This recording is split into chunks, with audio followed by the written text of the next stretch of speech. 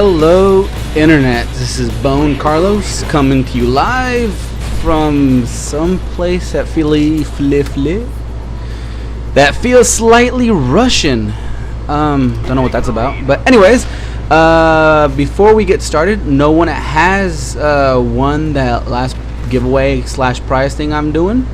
One of the three games has been guessed. It was Call of Duty Modern Warfare.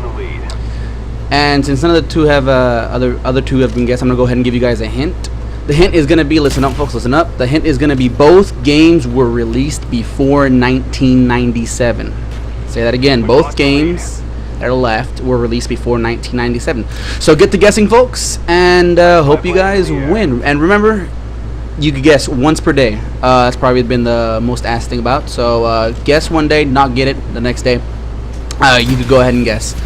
So, without further ado, let's go ahead and get to this week's topic, which would be console wars, and it's going to be brought to you by SuperBeast811, a great provider with topics. I just like to go ahead and give a nod, tip of the hat to that guy for giving me some good topics over these past couple of months. Now, he didn't say specifically what to talk about console wars, whether he wants me to talk about one console over the other in general, or just about the whole idea of a console war. So I'm going to go ahead and take that, since I feel I don't want to start any kind of flame war, because I find it a little bit ridiculous.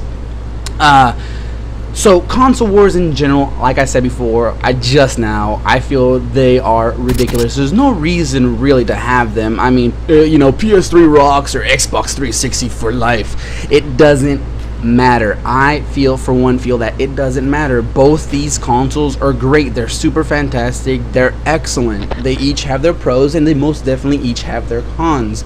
The reason most people only buy one is because, let's face it, you don't need two consoles unless you are a professional gamer of some sort. You really don't need a PS3 and a 360. Sure, there's going to be some exclusives, but that could go for either one. I mean, on one side, let's say you have 360, you're going to have an awesome exclusive with Alan Wake, one of the best games for the 360 in my opinion.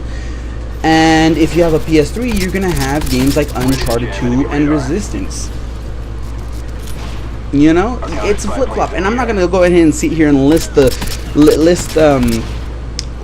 pros and cons of each console, because that's just stupid. There's really no reason. These companies know what they're doing. They pay a lot of money to research and develop these machines, and they're not going to pull out a faulty product. I feel like that era of gaming is honestly, it's behind us. I mean, they all learned from Sega's mistake not to just branch out too far, and they're all learning from the current mistakes of releasing faulty products, where it's most recently the 360's Red Ring of Death, which, yeah, it's terrible, it's horrible, and watch as this guy tries to kill me.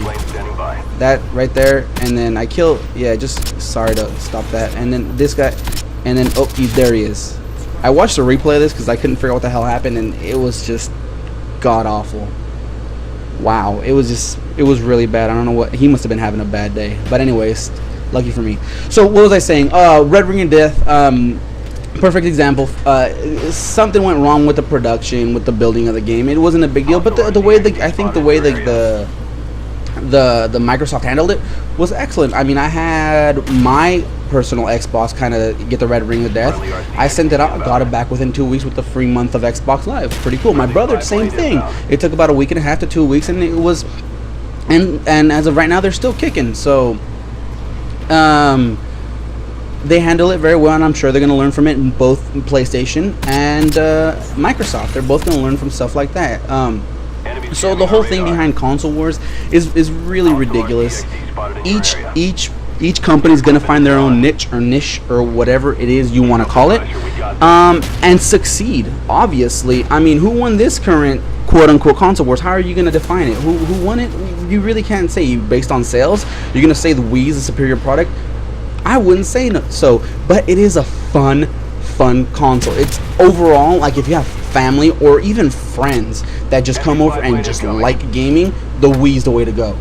It's not going to be a hardcore gaming console. But you know what? We's there.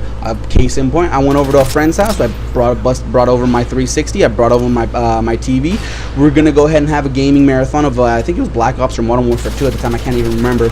But he had the Wii and he was playing with his whole family. And I was like, "What is this?" And he was like, "This is a new Super Mario Bros." I'm like, "Hey, can I? Whoever dies next, can I just have a go at this?" Needless to say, 7 hours later, we beat the damn game and we had a blast. We said, forget, you know, first-person shooter Call of Duty. We're gonna go ahead and play some Super Mario Brothers.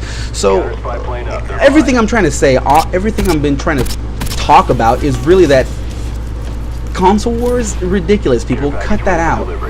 Each console's gonna have pros and cons, and they're all gonna be awesome. They're not gonna pull out a shoddy product, people. So I would love for it to just stop. It's not going to happen because people are going to find ways to differentiate themselves from everybody else and just hate on them for that. But it'd be awesome if that weren't the case.